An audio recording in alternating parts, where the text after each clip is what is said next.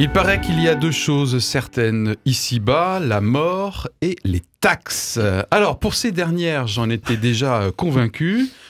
Pour la mort, j'en venais à l'oublier jusqu'à la disparition de Charles Aznavour. Hier encore. Qui a été prélevé au bout de sa course. Alors, les taxes, elles vont bientôt être prélevées à la source. Et c'est justement le sujet de notre émission numéro 3, saison 2, éclairage. Pour en débattre, l'équipe habituelle. David, hello. Et bonjour.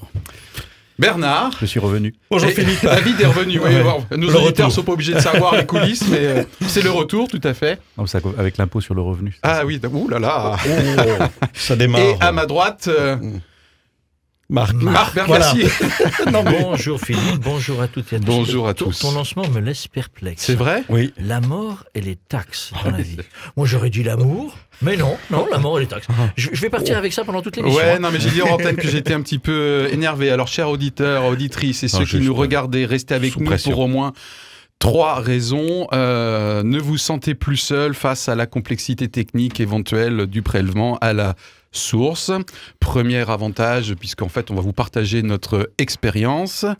Profitez peut-être quand même, parce qu'il y a quelques expertises autour de la table, certainement, de 2-3 éclairages déstressants peut-être par rapport au sujet du prélèvement à la source.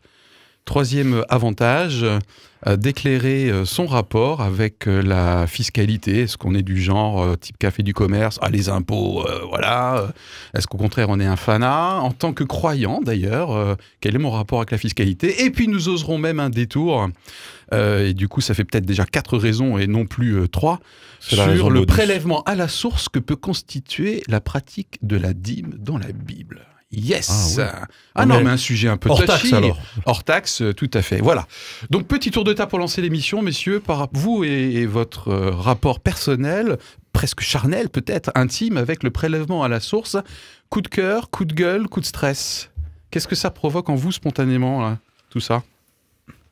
Moi, je dirais plutôt un coup de cœur, parce que je David, pense que c'est des choses dont on parlait. On voyait les Allemands à côté qui avaient le prélèvement à la source, et on disait que c'était plutôt une bonne chose. Donc maintenant, c'est là. Alors, j'ai un petit peu peur que ça soit fait un peu n'importe comment, et un peu avec des hésitations et plein de trucs, quoi. Les Allemands, c'est depuis 1925. À la française, mais sinon, je pense que c'est l'idée de base est pas mal. Ok, donc plutôt coup de cœur pour David. Dénigrement de notre pays, David.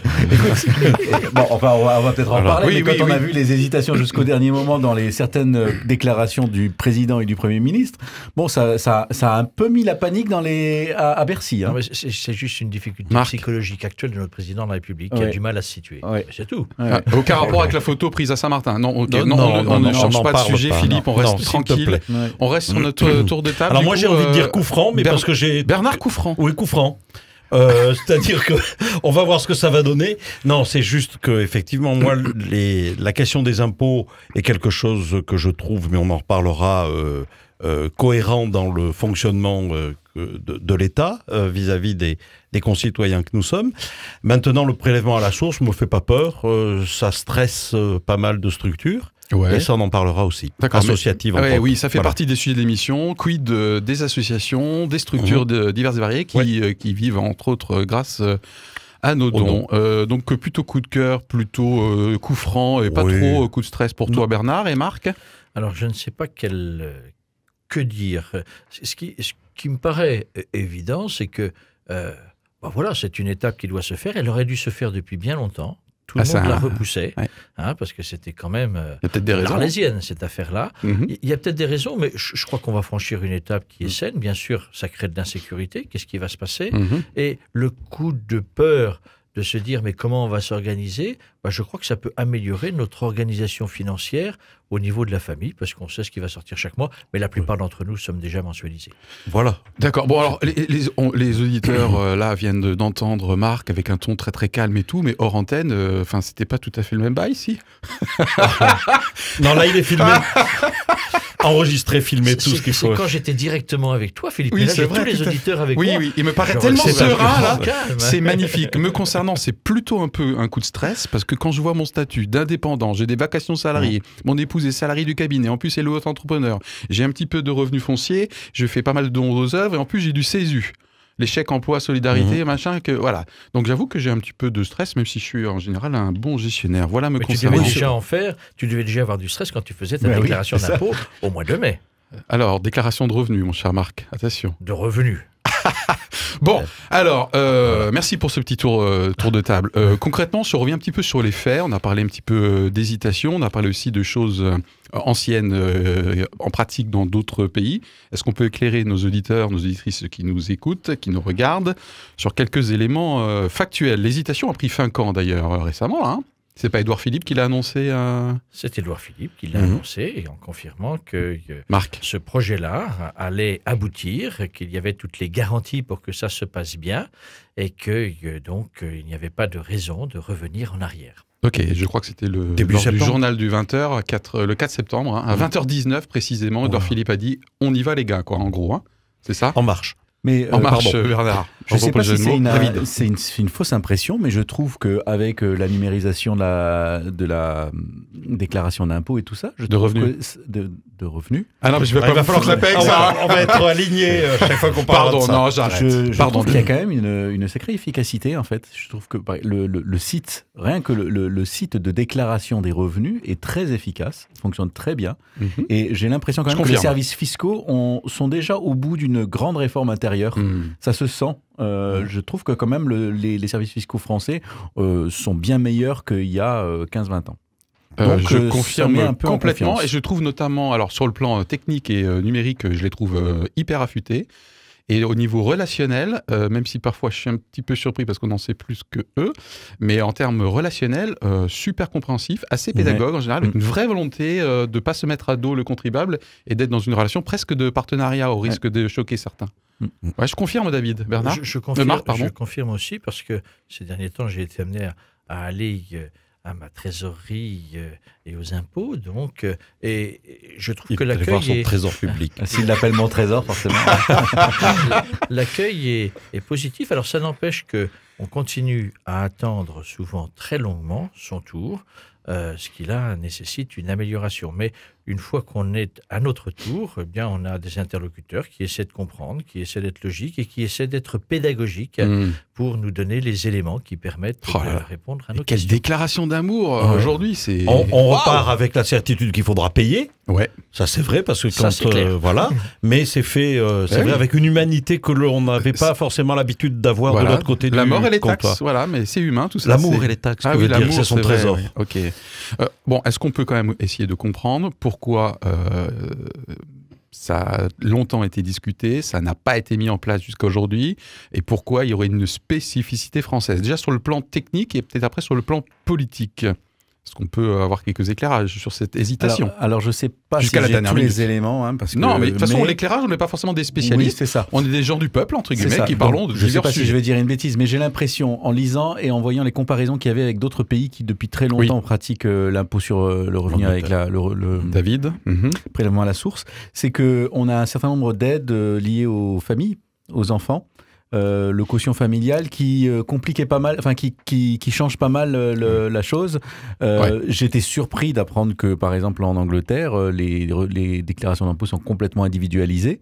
C'est-à-dire l'époux et l'épouse ont chacun leur déclaration d'impôt et que par un jeu ultérieur, on rajoute les prises en compte les charges des enfants qui doivent être d'ailleurs à mon avis, moins soutenues qu'en France. Donc voilà, j'ai l'impression que c'est ça qui est, on a un mode familial de calcul qui complique peut-être le prélèvement à la source. Français.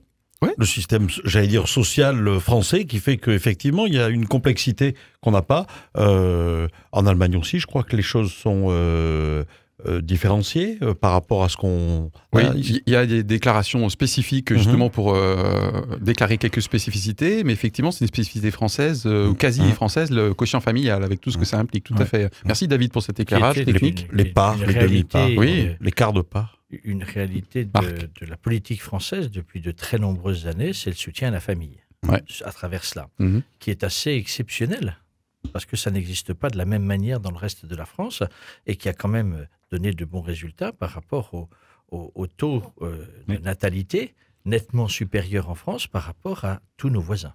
Sur le plan politique, alors déjà donc sur le plan technique, je pense que si on dépasse des conversations du café du commerce, dans lesquelles j'aime bien être aussi des fois, on peut comprendre une certaine hésitation technique liée aux spécificités françaises et qu'on peut pas juste prendre un raccourci. Ah mais ailleurs, comme d'habitude, ils sont en avance sur nous.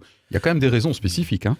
Ce que tu mettais en avant et ce que je voulais dire aussi, c'est vrai que ça peut créer des craintes et c'est logique. C'est que celui qui va être au cœur du mécanisme, c'est quand même l'employeur. Ça, qui va être amené à devoir prélever ce que le fisc lui aura dit de prélever. Et donc, ça crée des fonctionnements à l'intérieur de l'entreprise, des charges administratives supplémentaires et peut-être des risques d'erreur, bien évidemment, parce qu'il faut être armé pour pouvoir bien le faire. Ouais. Sur le plan politique, vous expliquez l'hésitation, presque jusqu'à la dernière minute, effectivement, on risque de déstabiliser les équipes gouvernementales. Comment on peut comprendre cette hésitation politique ? Visiblement, c'est une peur d'une perte d'image. Ouais. Une perte de popularité très forte. Qui serait liée à quoi ? Ça serait mal compris. Mal compris. L'extrême sensibilité politique en France aussi. C'est-à-dire que chaque changement crée des peurs. Le Gaulois réfractaire ? Voilà, le Gaulois réfractaire. Il n'est plus dans sa comment dire, son étincelante popularité du départ, voilà. Enfin là, et donc je pense que chaque action politique maintenant le fait hésiter. Et je trouve que c'était très maladroit de dire que les services fiscaux seraient peut-être pas prêts et tout ça, parce que c'est quand même inquiétant. C'est inquiétant, surtout qu'il a été à Bercy, donc il sait comment ça fonctionne. Il a été inspecteur. Et il sait que c'est pas quelques mois avant qu'on revient en arrière, mais je pense que c'est ça, c'est des hésitations de est-ce qu'on a bien expliqué les choses et tout ça. Enfin bon, oui, c'est un David, peu je crois aussi, Marc. Et notre président de la République l'a dit à plusieurs reprises, c'est la crainte. En particulier sur les premiers mois. Puisque pour ceux qui ne sont pas mensualisés, c'est effectivement un choc. On va se retrouver au mois de janvier avec un salaire très inférieur parce que imputé de sa part d'impôt auquel on doit, que quand on n'était pas mensualisé, on devait payer au mois de mai puis au mois de septembre. Où là, c'était le coup dur. Parce que c'était des périodes avant été et après été où on était aussi.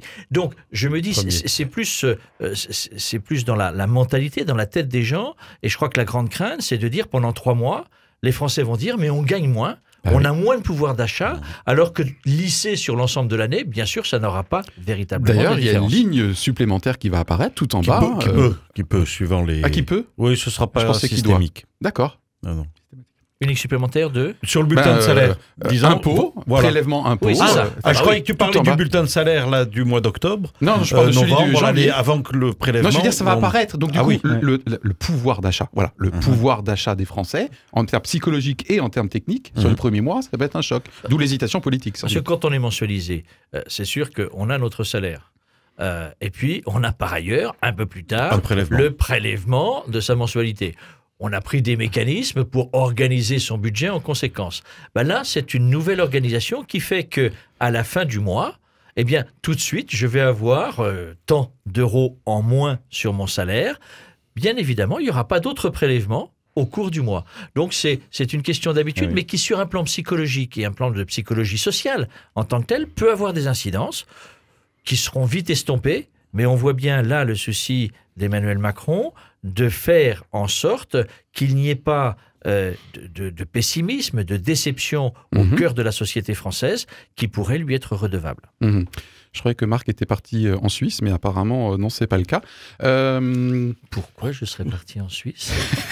Non, pardon, il faut jamais divulguer ce qu'on dit hors antenne à l'antenne. Philippe, ça, c'est quelque chose qui ne se fait pas. Mais je n'ai même pas dit ça hors antenne. Je ne suis pas Charles Aznavour.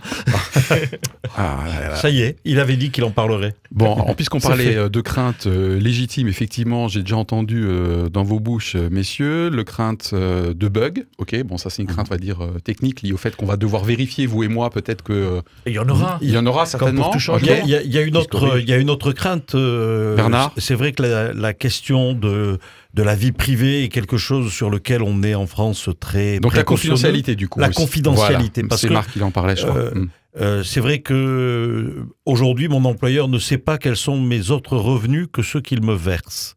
Or, demain, avec mon taux d'imposition que les impôts m'ont indiqué lorsque j'ai fait ma déclaration, et mon employeur saura que, oula, il a le salaire, mais en plus il a tout ça, puisque son taux d'imposition... Et les émoluments liés à l'éclairage, à l'émission éclairage on en aussi, parle tout à l'heure. Oui, on en parle tout à l'heure en Merci thème, Marc. Voilà, donc je crois que cette notion de vie privée est quelque chose qu'il faudra prendre en compte, d'autant plus que si je ne souhaite pas que mon employeur soit au courant, ce sera à moi d'aller faire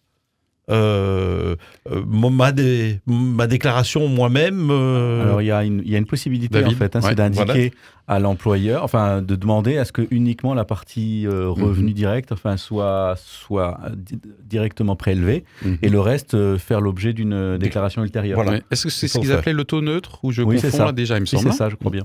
Okay. Alors, autre aspect, tu parlais du système anglais, avec l'individualisation de l'impôt porté par chaque tête en tant que telle. Ça peut être aussi une transformation, je le vois dans la réflexion qu'on a eue en couple.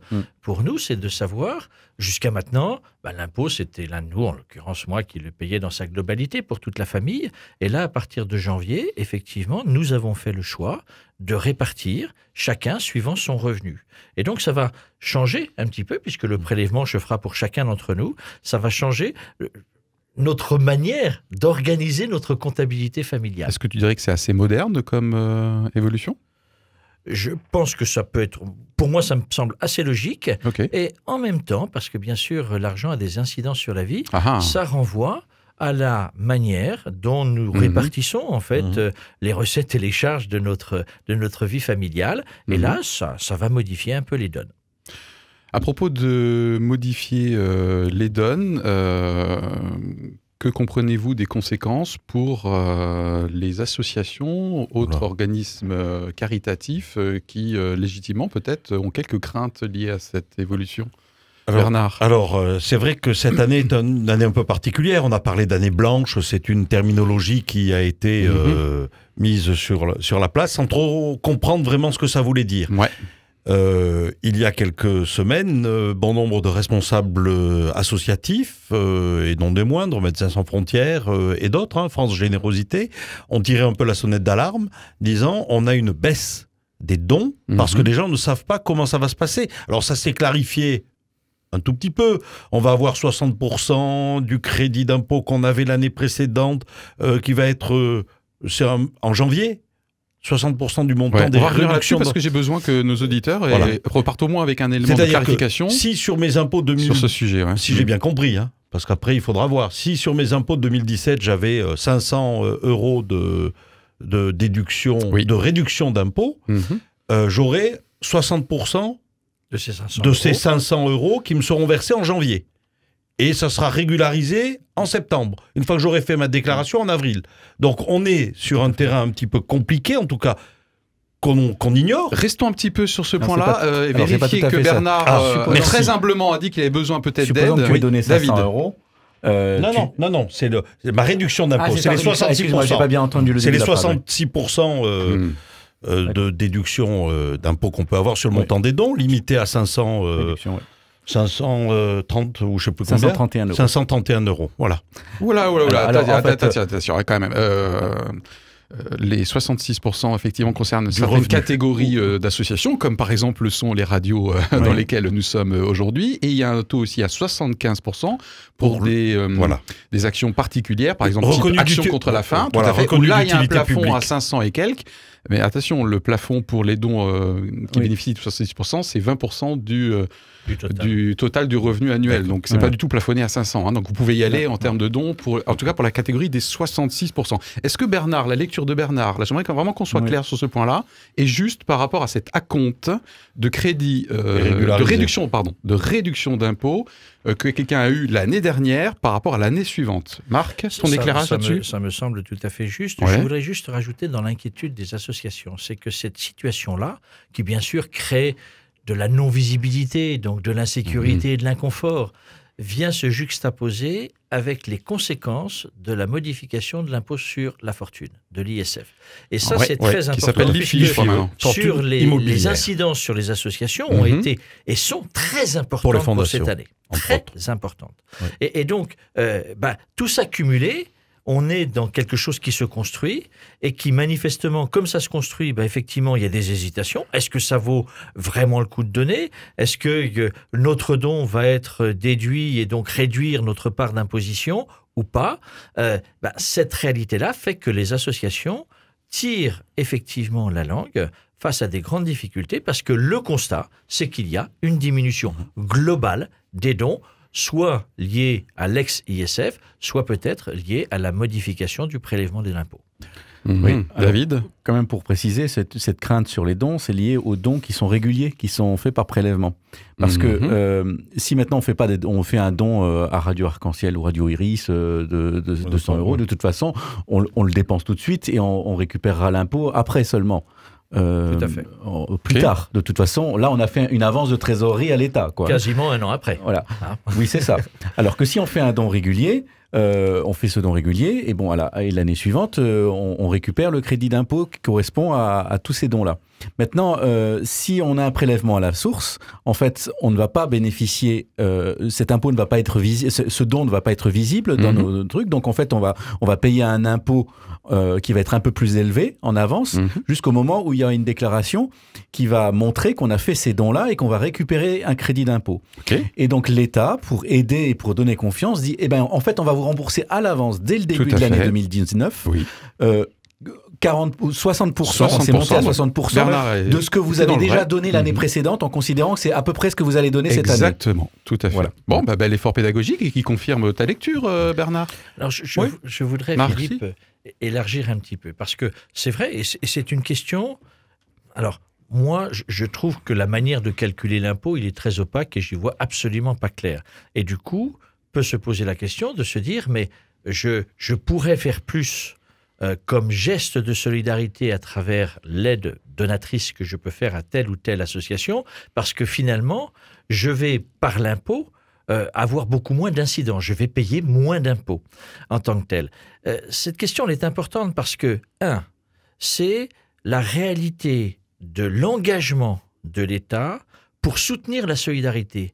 Mais c'est le cœur de l'impôt. C'est-à-dire que, là aussi, bien sûr, c'est toujours difficile de sortir de son porte-monnaie des choses, mais notre impôt, il sert à quoi? Il sert à faire vivre tout ce qui est de la dimension du service public au sens large du terme, et c'est une notion très forte en France. J'espère qu'elle perdurera. C'est en particulier le fait que l'État est le socle de la solidarité nationale qui fait que nous ne laissons pas sur le bas-côté les plus pauvres. Donc du coup, ça fait une transition, une petite transition avant la grosse transition, puisqu'une fois n'est pas coutume, je vais vous proposer de passer un peu plus de temps sur la partie biblique et spirituelle. Quels devraient être, d'après vous, à l'occasion de ce prélèvement à la source, les écueils à éviter dans notre rapport à la fiscalité? Comme Marc vient d'en parler, David, ça t'inspire? Moi, il y a deux légendes urbaines. Apparemment, oui. En fait, deux légendes urbaines. Ouais, qui sont... Il y a toujours la phrase que j'entends fréquemment, c'est « Ah, mais là, j'ai changé de tranche, maintenant, je vais payer beaucoup plus d'impôts. » Ah. Ça, c'est vrai. Non, mais je peux te dire que c'est économiquement parlant, c'est vrai. Qu'est-ce que ça veut dire? Vous avez plusieurs tranches. Si vous gagnez 1 euro de plus que l'année précédente et que vous changez de tranche, il n'y a que 7 euros supplémentaires qui est soumis à la nouvelle tranche. Les euros précédents sont imposés de la même façon. C'est ce qu'on appelle le taux marginal d'imposition. Et c'est ça. Et on change pas tout d'un coup de taux d'imposition global, puisque tout ce qu'on gagnait avant. Donc, par exemple, quelqu'un qui est assez riche et qui est imposé à 50% de ses revenus, c'est uniquement sur les revenus qui sont au-delà d'un certain montant. Absolument. Tous les autres montants qui sont avant comparables à ce qu'on gagne en classe modeste, il est imposé pareil. Et je trouve que ça, c'est intéressant de s'en souvenir. Donc, en gros, ça veut dire que, je vais caricaturer, jusqu'à 1 500 euros, on paye tous le même taux d'impôt. Ceux qui ont entre 1 500 et 2 500, ils payent en plus un petit truc. C'est comme ça que ça fonctionne. C'est ça. En dessous d'un certain, tu payes rien. Après, tu as 6%, 9%, 15%. Et le taux va croissant. En gros, on est, je crois, à 12% à peu près de moyenne. Et il a sacrément diminué avec les années. Parce que du temps où j'étais conseiller en gestion patrimoine, il y avait des taux marginaux d'imposition au-delà de 50%, ce qui faisait dire à mes clients, en général assez fortunés, que ça sert à rien que je bosse plus parce que je donne au minimum la moitié à l'État. Voilà. C'est beaucoup plus lissé. Et d'ailleurs, tu as parlé de deux légendes urbaines avant que... Oui, parce qu'en fait, là, on se concentre sur l'impôt sur le revenu, qui est important et qui est très visible puisqu'on fait des chèques et on le voit. Mais les prélèvements obligatoires sur nos revenus, prélèvements obligatoires sont bien plus larges que ça. Parce qu'il y a la TVA, à chaque fois qu'on achète quelque chose, il y a 20% TIPP qui aussi. part. Il y a la CSG, tout ça. Oui. Vous savez qu'en fait, ça représente, il y a un tableau qui est intéressant, en fait, ici, là. Il faudrait que je le monte à une caméra. Qu'est-ce qu'il est qui fort, montre, quand même. qui accumule les différentes couches de taxes. Et en fait, on se rend compte qu'on est chacun à peu près taxé à entre 40 et 50% de tous nos revenus primaires partent à l'impôt, d'une façon ou d'une autre. C'est-à-dire en impôt sur le patrimoine, taxe sur les entreprises, David, non, tu n'as pas pu dire sur une pareille les salaires. chose, ce n'est pas possible. Et ce qui est intéressant de voir, c'est que là, vous avez la répartition des revenus. Au secours. Eh bien, les revenus les plus élevés payent... Vous voyez, en fait, l'impôt sur le revenu augmente chez eux, mais l'impôt sur les salaires diminue, parce que généralement, ils sont moins salariés. Donc, vous voyez qu'en fait, tout le monde paye à peu près la même chose. C'est-à-dire que tu as tout en pourcentage. Voilà, tu as tout à fait raison, David. Et c'est là que sont, alors c'est souvent complexe, toutes les politiques fiscales. Mais la politique fiscale la plus injuste, c'est la TVA. C'est-à-dire que chacun d'entre nous paye la même chose, que l'on ait de l'argent ou qu'on n'ait pas d'argent. C'est pour ça qu'on voit qu'elle est pondérée avec d'autres impôts. Et un petit pour arriver rappel, à ce lissage. Même pas 50% des contribuables français payent de l'impôt sur le revenu. Voilà. Ça ne veut pas dire qu'ils ne payent pas de prélèvements obligatoires. Ils sont quasiment tous. Vous voyez, le petit percentile de ceux qui se payent le moins, qui gagnent le moins. Son effort pédagogique est tout à fait louable, c'est bien ce que je disais, la mort et les taxes. Moi, je vois plus d'amour du tout. Même ceux qui ne payent pas d'impôt sur le revenu ont quasiment 40% de prélèvements obligatoires. L'amour, il est peut-être dans la solidarité envers les plus nécessiteux et qu'on peut manifester aussi par le soutien aux associations et autres. Tu vois, c'est la transition. Ce que dit David, quand même, est bien essayé, mais Marc... Non, est très, très important parce que il faut sortir d'une légende. Tout citoyen, quel qu'il soit, participe par la taxe ou divers impôts, divers et variés, participe à la solidarité nationale. Et quand on entend bien souvent « Ah bah de toute façon, il y a ceux qui reçoivent tout le temps et qui ne participent de rien », eh bien c'est totalement faux et il faut sortir de cette logique-là. Nous sommes tous, quels que soient, participants à la solidarité nationale. Bien, alors, jusqu'à présent... Ça fait plaisir. Non, mais ça fait tout de suite plaisir. Voilà, du coup, je ressuscite. Alors, concrètement, ce qu'on a vu jusqu'à présent, c'est un partage d'expériences très personnelles sur le prélèvement à la source et moi aujourd'hui. On a essayé d'apporter aussi quelques éclairages, notamment sur le sort des dons aux œuvres et l'impact sur la fiscalité. Et on a terminé avec le rapport à la fiscalité et d'éviter quelles que soient les légendes urbaines, soit des outrances fausses. Dans un instant, un éclairage biblique et spirituel pour un autre prélèvement à la source. Éclairage, éclairage, éclairage. Sur une tendance de société, sur une actualité, un débat pluriel et surtout, de bonne foi.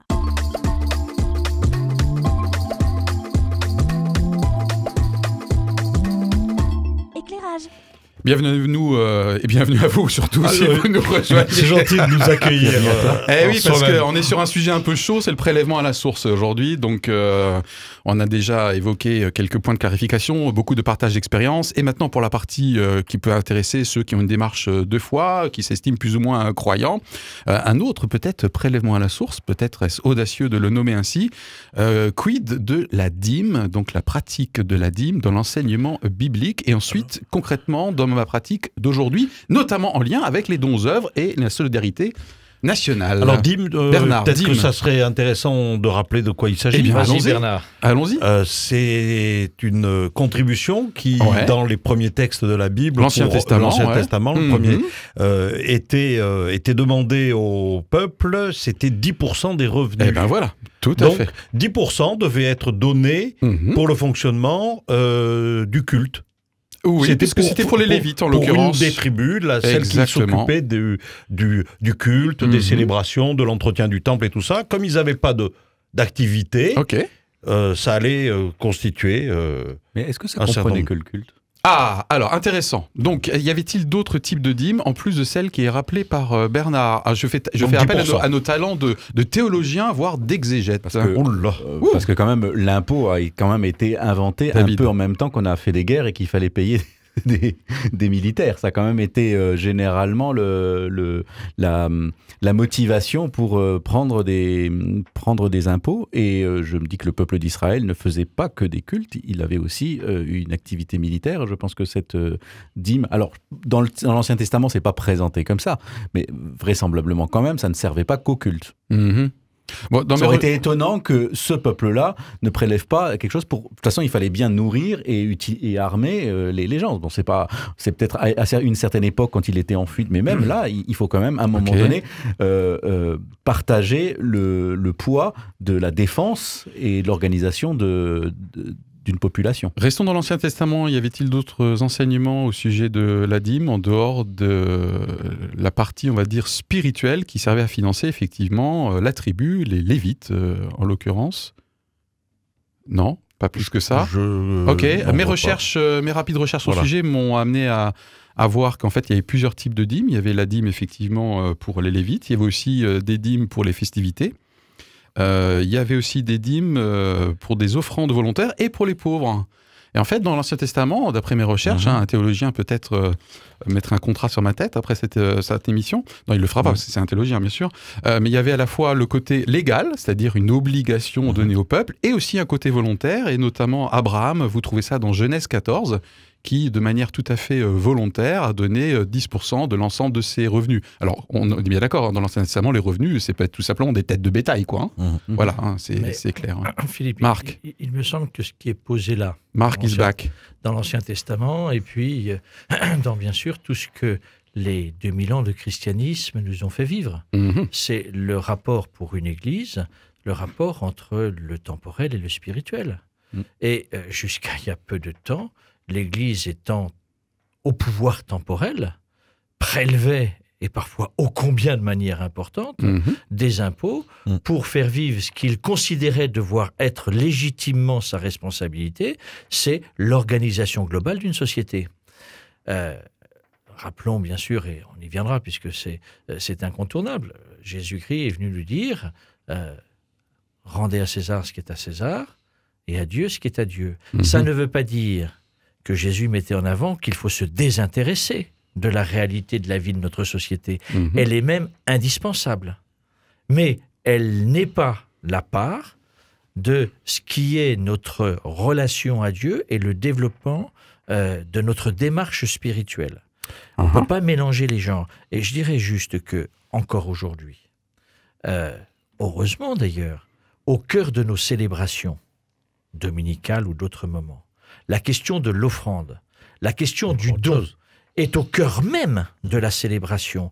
Dans l'organisation d'une célébration qui passe par l'accueil, par l'acclamation de la parole et le partage de la parole, la question de l'offrande est au cœur de cette célébration-là. C'est pas pour rien. C'est de dire aussi, on vient donner pour faire vivre. Alors, que dit le Nouveau Testament, avant qu'on voit un peu comment on peut éclairer le chrétien aujourd'hui qui se pose des questions, est-ce qu'il faut que je donne 10% de mes revenus? En fonction des milieux, c'est une règle plus ou moins tacite. Que dit le Nouveau Testament par rapport à l'Ancien Testament? Est-ce qu'il y a des enseignements bibliques et de Jésus notamment sur la pratique du don peut-être? Des éclairages sur le sujet? J'ai juste envie de dire que ta main droite ne sache pas ce que fait la gauche. Ouais, ok. Donc si tu donnes d'un côté, si après tu es confronté à un autre besoin, il ne faut pas hésiter à donner en disant « Ah bah attends, j'ai déjà donné ma dîme, stop, quoi, c'est bon. Ok, c'est comme ça que je l'interprète. C'est comme ça que tu l'interprètes, ok. David, ça t'inspire?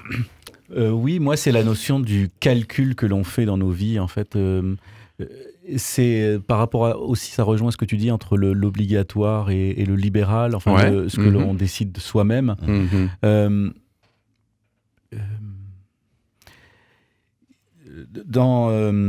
J'ai perdu le fil. C'est pas grave, mais il y a un grand moment de spiritualité, je trouve, en tout cas d'intériorité. Le silence est important. Oui, tout à fait. C'est une respiration. Il y a des choses qu'on donne parce qu'on est un peu obligé, et on peut le faire avec plaisir parce qu'on se rend compte qu'on participe à une communauté nationale ou religieuse, et voilà. Et il y a ce que l'on donne avec un élan du cœur qui est un peu différent, c'est-à-dire tout d'un coup il y a quelque chose où on est libéré d'une peur de manquer, on se libère d'un attachement à des choses matérielles, et on exerce justement notre liberté en fait. Okay. Donner, c'est exercer notre liberté. Ok. Et, super. Et je trouve que d'ailleurs, dans l'impôt, comme il est fait en France, on voit bien que le fait qu'il y ait des crédits d'impôt pour le don aux associations, c'est aussi pour pouvoir nous donner, parce que l'État pourrait tout organiser, tout ça, et prendre un truc forfaitairement, mais c'est pour nous exercer aussi, donner un peu notre sentiment de liberté et de choix, et que affectivement, on investisse aussi ce don, puisque c'est quand même un peu un don. Oui.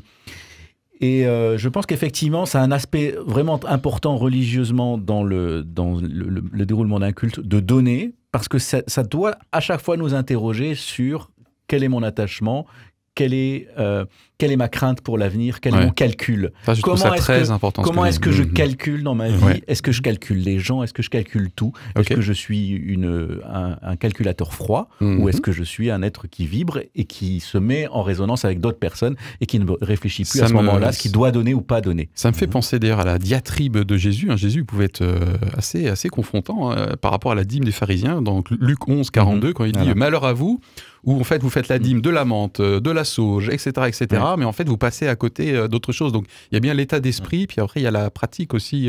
Donc plus de dîmes dans le Nouveau Testament, alors les gars ? Dans le Nouveau Testament ? Je sais pas, moi je suis chrétien, je m'abstrais à quelque chose, oui, non, j'ai une règle, je me fixe moi-même ma règle. Alors là, c'est... Ah non, mais attendez, les gars. Alors, je crois que tu disais que la pratique de la dîme était une règle plus ou moins tacite dans certains milieux. C'est vrai. Il y a des milieux où on n'en parle jamais. Ok. Il y a des milieux où on la suggère fortement, voire on l'impose en disant, si tu viens tous les dimanches ici, il faudra que tu... Allez, je vais caricaturer à gros traits, il faudra que tu amènes ton bulletin de salaire et qu'on voit si ce que tu donnes, ça correspond bien. Non, là, on bascule du côté sectaire de la pratique. D'accord. Non, mais... Je ne connais pas personnellement, mais je vois ça l'état d'esprit qu'il peut y avoir des fois. Okay. Donc, je crois qu'on est dans cet éventail. Ok. Mais moi, j'aimerais juste dire que la dîme, c'est qu'une dimension. Tu l'as dit tout à l'heure, tu as parlé d'offrande.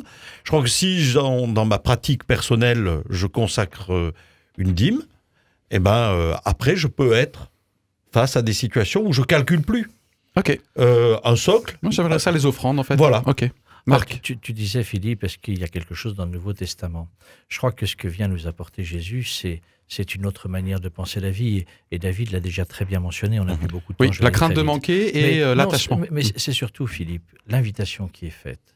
C'est retrouvez-vous en communauté, mettez tout en commun pour pouvoir faire vivre la vie communautaire en étant attentif aux besoins des uns et des autres. C'est une autre manière de penser l'existence. C'est ça que Jésus est venu nous apporter. Ça n'est pas de dire on met par terre tout ce qui fonctionne dans la société, etc.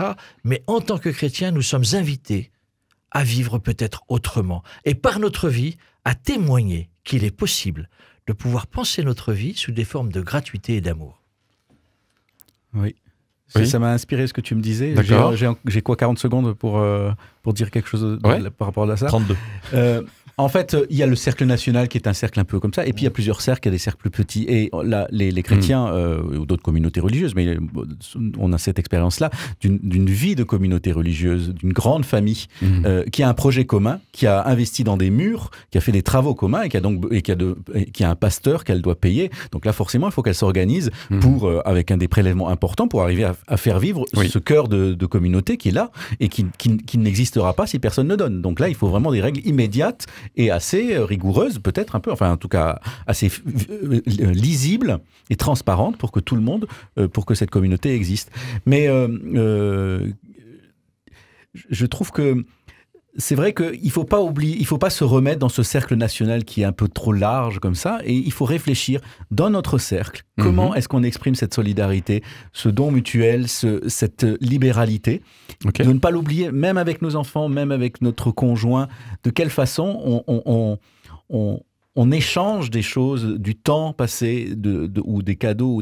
C'est pas l'idée du cadeau, c'est de pas simplement s'en remettre à quelque chose qu'on laisse comme ça. Allez, je te fais un chèque cadeau à Noël et tout ça. Enfin, moi, c'est barbant, parce que je pense qu'il y a quelque chose. Il faut qu'on ait un projet commun dans lequel on investit ensemble et qui peut être tout simple, mais qui nous tirera quelque chose de notre amour. Il y a un Corinthiens 16:2, c'est dans le Nouveau Testament, qui exprime que chacun de vous, le premier jour de la semaine, mette à part selon sa prospérité, etc. Rapidement pour terminer, puisqu'on est vraiment à la fin, des témoignages personnels du coup sur comment vous essayez vous de mettre en pratique cette libéralité, ce cercle large, ce cercle... Est-ce que vous vous êtes fixé vous-même vos propres règles, vous avez des habitudes, je dirais aussi ma propre expérience. Une discipline, Bernard, c'est commencer par ça. Et pas attendre la fin du mois pour dire combien je vais donner. Eh ben, c'est le premier jour de la semaine. Ça le mérite d'être très concret. Voilà. Ok. Commencer par d'autres témoignages très concrets, très personnels sur quelle forme ça prend dans nos vies? Ouais, mais je pense que c'est effectivement l'image des cailloux dans un bocal. Si on commence par les gros cailloux, on arrive après à mettre les petits, mais si on commence par le sable, on n'arrive plus à mettre les gros cailloux.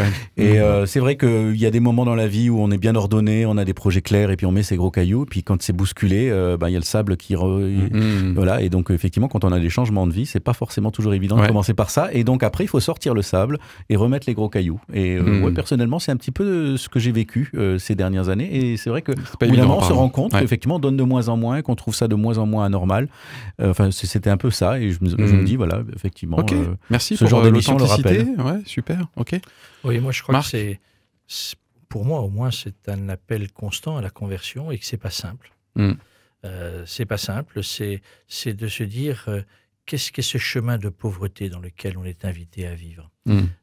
Quelle est cette conversion qui va nous amener à dire ce qui est prioritaire, c'est l'attention que je vais porter à l'autre. Voilà. Alors la traduction du quotidien, moi je vois mes pauvretés par rapport à cela. Et nous concernant, ça fait un certain nombre d'années que ma femme et moi, nous avons des sujets de friction réguliers, notamment sur le rapport à l'argent. Et une des manières pour m'aider à me convertir, parce que j'ai besoin d'être converti régulièrement sur ce sujet, pour prendre ton terme, c'est que nous avons décidé de nous appliquer à nous-mêmes, en toute liberté, la règle de la dîme. C'est-à-dire que 10% de nos revenus, toutes sources confondues, sont versés à des organisations et des associations. Et en général, on y consacre, c'est très concret, au minimum 50% à l'église locale dans laquelle on est, parce qu'entre guillemets, on consomme, ne serait-ce que le chauffage, par exemple, et 50% qui sont distribués à 2-3 autres œuvres et associations. Donc ça, c'est une pratique que nous faisons tous les ans, qui des fois me coûte. Et en fait, je pense qu'elle a apporté beaucoup de bénéfices, dont la plupart me sont encore inconnus à ce jour, mais en tout cas, ça participe à cette conversion, parce que l'être humain est ce qu'il est, et je n'échappe pas à la règle. Eh bien, il me semble bien qu'on est passé de la mort aux taxes et de l'amour aux taxes. Non ? Et à la Formidable. vie. Et à la vie. Bien, un grand merci pour cet éclairage sur le prélèvement à la source. Et du coup, chère équipe, à bientôt pour une nouvelle émission. À bientôt. Merci. Au revoir. Au revoir.